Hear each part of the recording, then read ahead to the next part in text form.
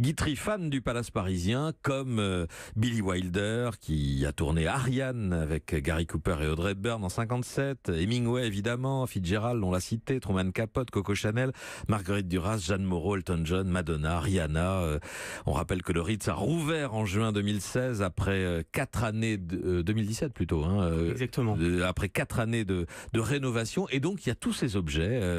Stéphane Aubert, vous êtes avec François Tajan, l'un des 2 commissaires-priseurs de cette vente exceptionnelle. Alors racontez-nous à quoi ressemble votre maison de vente. Il paraît que on se croit comme dans le Palace parisien, tel qu'il était avant. Alors on est en train de terminer les lits. Ouais. On a près de 10 000 objets qui vont être vendus aux enchères. 10 000 objets. Et on a reconstitué des suites, des chambres, le bar Hemingway, les restaurants du Ritz, chez Arcurial, au rond-point des Champs-Élysées.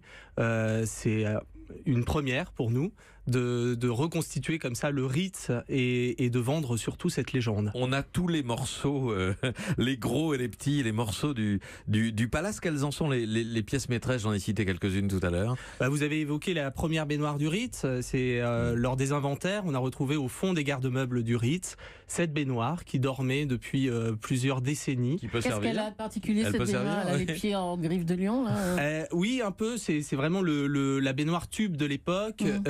Et elle date très certainement de l'ouverture du Ritz.